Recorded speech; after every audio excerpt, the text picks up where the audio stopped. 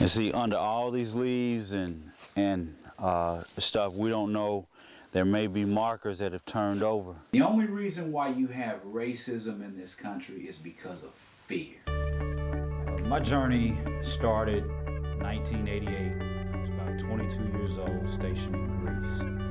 Dennis Thompson McKenzie, born April 27, 1952, died April 16, 1997. Now faith is the substance of things hoped for, the evidence of things not seen. If more people, I think, took a DNA test, you'd find out that you have some interesting aspects in your genetic code. But this is my grandfather. Could you kind of pepper and hold that up so? Oh, okay. This is my grandfather. Okay. This is him when he was still at home with his gun. Yeah. And you can see the board back. This was in his, what we call a living room. And here's my mother at the top, and then one of her older brothers, Willie Gilmore. Knowing my ancestry, knowing who I am, has enhanced my sense of time and place. I believe that within all of mankind, there is a yearning to identify and develop a sense of place. I believe that this sense of place operates on many levels, beginning first with the family. Good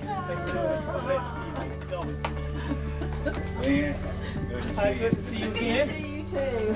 I want people to really engage or create the opportunity to kind of reevaluate their own contribution to American history, regardless of race, regardless of ethnicity. Just ask the simple question, have I left enough about myself so that future generations will understand who I was in this place and in this time?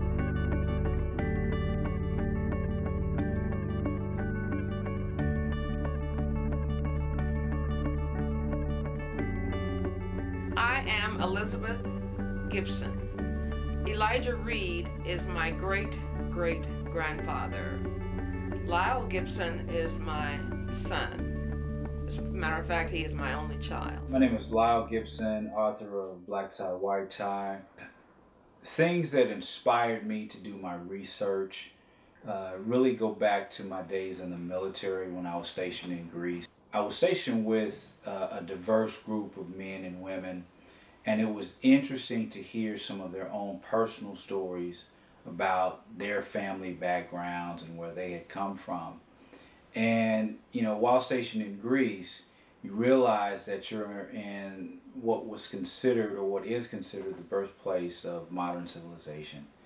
And so I just wanted to learn more about my family. So when I got out of the military in January of '90, that's really when I started my quest. I sat down with my mother, asked her questions about her involvement with genealogy and information that she had researched, and she shared with me what information she did have, and that's what led me on this particular journey.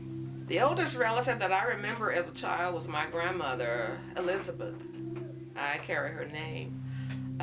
Mama, as that's what we called her, had grown up in southwestern Arkansas, and she also had spent some time with Native Americans because she would share with us some Native American customs, especially naming customs, like names, how the people acquired the name Running Bear or Running Water and things like that. And she also told us that there was one custom that they practiced, and this is what Mama told us, that when a woman had a child, that they would walk around the house, I think 6 or 8 times.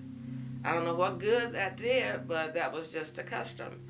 It was supposed to bring good luck or be a blessing, I suppose, to the child. In my family, oral tradition was the foundation for what guided me on this particular journey to learn more.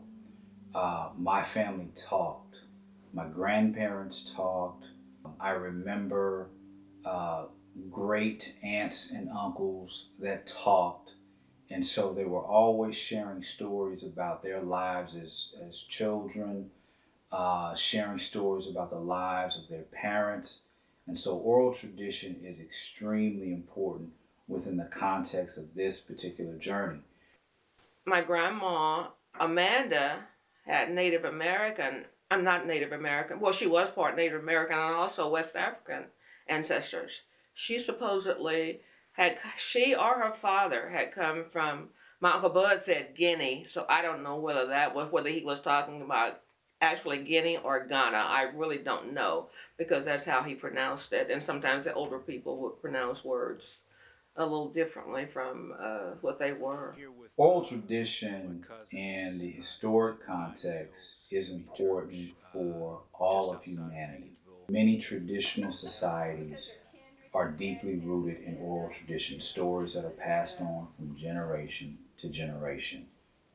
Because of the African American experience within the context of slavery, oftentimes the oral tradition is really the bedrock of the family tradition and the family culture.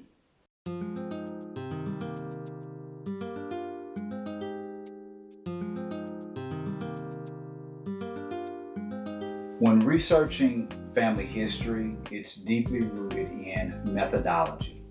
And what I mean by methodology are the methods that you employ to find information on your particular family. Primary and secondary source information can be found in family history centers, public libraries, genealogical libraries, state archives, and the National Archives. The Family History Centers, under the auspices of the Church of Jesus Christ of Latter-day Saints, houses microfilm copies of primary source data from around the world. Also, libraries may contain microfilm copies of local newspapers dating back to the 19th century. One library in particular that is the largest freestanding genealogical library outside of the Family History Center in Utah is the Midwest Genealogy Center, located in Independence, Missouri. According to their website, the Midwest Genealogy Center is one of the nation's preeminent resources for family history, providing access to almost 750,000 on-site materials. The Genealogy Center features 52,000 square feet of space to house all of the free resources and technology needed to research your family history. My name is Charlotte McIntosh. I'm the assistant manager here at the Midwest Genealogy Center. We're a branch of the Mid-Continent Public Library. We want to meet the needs of every visitor and resident who comes in, and we want to meet their needs with our resources so that they can have the resources to connect their past with their present through their family histories. We have over 100,000 books in our collection. 20,000 of those books are available for checkout, and the 100,000 books are reference books. Of the 20,000 books available for checkout, they're also available for interlibrary loan. So if you live in another region, through your local library, you can request a title, and if it's available for checkout, we will send it to your local library. We offer a set of what we call our core classes, and those are basic genealogy, how to begin genealogy on the internet, how to use Ancestry, the library edition, how to use Heritage Quest, the different databases we have here at the library.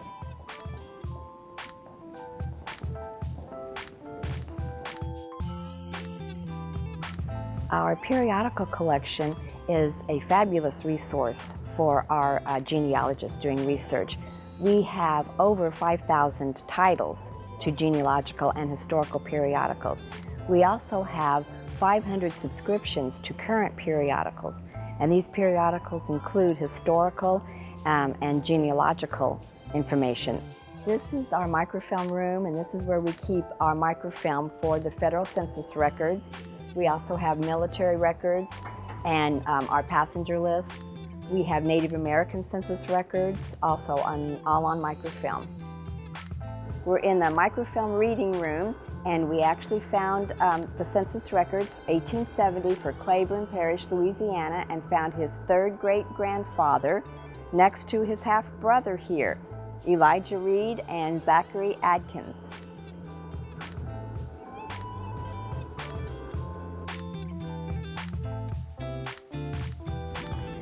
Geography is very important in studying your family history. You want to know where your family came from. You want to know where they settled. You also want to know maybe why they settled in a certain area. Was it for farmland? Was it an industrial area? The passenger and immigration lists have been indexed on Ancestry, but again, to double check, in case you've missed the name or the name has been mistranscribed, we have passenger and immigration lists here in book form. We have passenger list records back to the very first immigrants who came to the United States, which was in the 1600s, and then we have more recent ones, of course. So we have a vast variety of dates for passenger lists. Researching your immigrant ancestors, you want to go step by step. You want to find them the most recent time you find them in the United States, trace that back to the first time you see them in the United States, and then you want to find their port of entry. You'll want to find their immigration lists, what ship they came over, and then you want to find the port of debarkation, where they left from. So it is a multi-step process. Knowing the slave name allowed me to go back to the slave census schedule of 1860. And there in Claiborne Parish, Louisiana, 1860, I was able to see 2 Atkins within that community that owned slaves. LCC Atkins, and then his mother, Piety Atkins.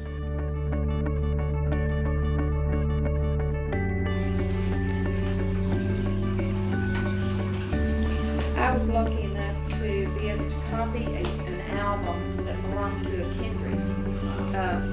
But she was also an Atkins. She was related to the Kendrick and Atkins. Okay. The album was this thick. And I was able to scan it. The owner who inherited let me scan it. And so I've got hundreds of pictures that are Atkins. But this is my grandfather. Could you kind of pepper and hold that up so? Oh, okay. This is my grandfather. Okay. This is him when he was still at home with his gun. Yeah. And you can see the board and batten. This was in his, what we call a living room. You can see his mantle back here with his, probably Dr. Titchener's or something on the mantle. And this is him younger. This is the young one. That's only, other than that one, I think this is the only other young picture I have of him. And this is after he moved to Ruston and was in the nursing home. Okay. This is one of Columbus's sons, Lamar. That's Charlie's dad. Okay. You've probably seen that. Yeah. This is Uncle Columbus and one of his sons. This is my mother. She was a cheerleader at Painesville. Okay. And this is my mother. Now this is my grandfather. It's not a good picture. This is my grandfather and his brother Columbus. Okay. And they were visiting Uncle Columbus in the Marion nursing home. Wow. And this is Columbus's son, Lamar. And I've got just tons of pictures in here, but I just don't have that many of my grandfather. Wow. I don't know if they just weren't picture people or if the pictures disappeared, but I was trying to see if I had anybody else that you might be interested in. I've got them mixed in here. I've just got this album. I said Standpipe Families. Just everybody. Slaves, unfortunately, for most of the slave schedules are not enumerated by name. In rare cases, you will find where the enumerator did list the slave by name, but in the majority of cases, they're only enumerated by their age, by their gender, by the color of their skin, and if they possibly are either deaf or blind, there may be a notation. But it's interesting, even on the color, you will find black, mulatto, yellow, or C for copper. So it's interesting how America has always been obsessed with the color of someone's skin. Once I found the family in 1860 on the slave schedule, or the slaves in 1860, I also researched the free schedule to look at the Atkins family and how they were enumerated in 1860. From there, I learned that the family also spent time in Henry County, Georgia. So I was able to view the 1850 Henry County, Georgia free census. Once I finished verifying that the family, existed through census records from 1790 all the way to 1930, I went back to the oral histories and really started to listen to tape recordings of interviews that I had conducted, recordings that my mom had conducted back in the 70s, and things were starting to come full circle. And what I realized was that the majority of the oral histories proved to be true. And so the next step was to continue to interview different branches of the family to pull more information, more pieces of this particular puzzle together.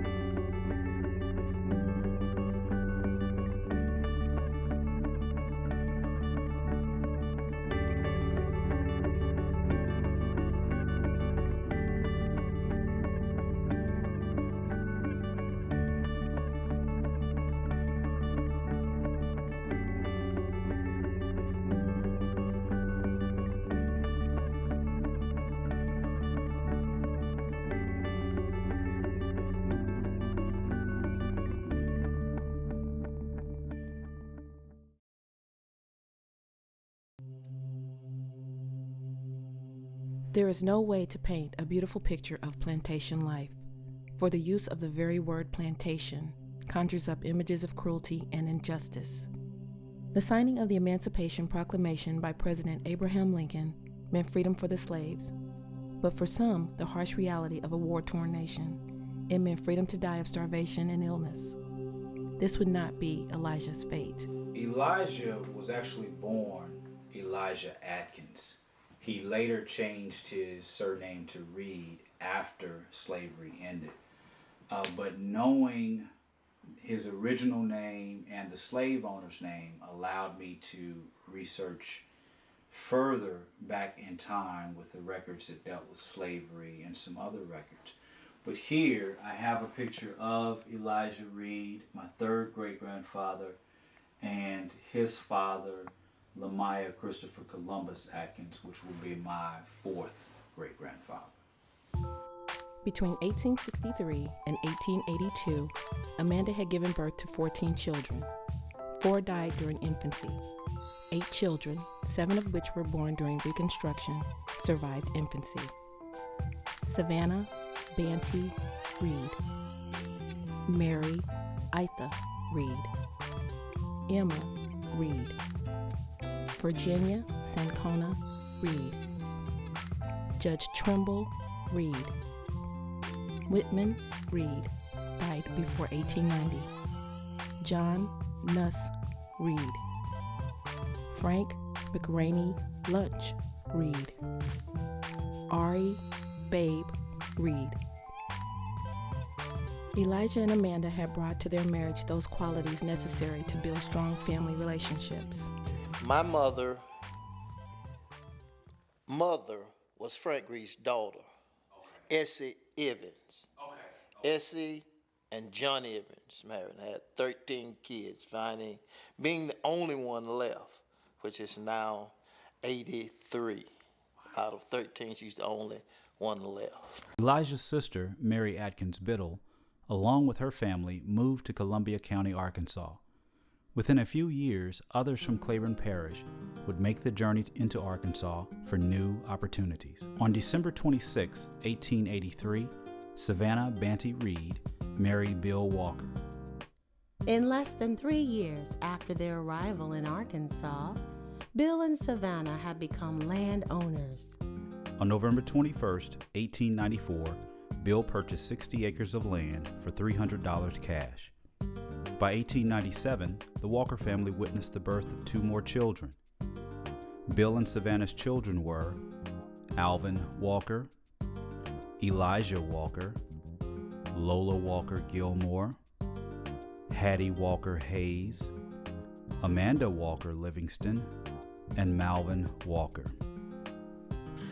We enjoyed going out to Bingham to visit Uncle Bud. My dad would go out there very often, but we would only get a chance to go out there periodically. And once my mother and I went out and we sat on the porch. I took my tape recorder with me, and we sat on the porch, and I got a chance to ask him all the questions that I could think of about our family history. And he told me that as far as he could remember, it's what his mother and his grandparents had passed on to him, was that our family had come from Georgia, I believe. And the family was on their way to Texas, and the wagon broke down, so they settled in Louisiana. Of course, my Elijah at that time, who was about 10 years old, and he was traveling with the slave master and the slave master's family. Odessa Hughes, granddaughter of Elijah and Amanda, recalled a story of her youth when Elijah's brother Zach Atkins came to visit. Papa was sitting on the porch when he saw a man on horseback coming up the path toward the house. "That's my brother." He stayed all day. He and Papa had such a good time. That was the last time I remembered seeing Papa's brother.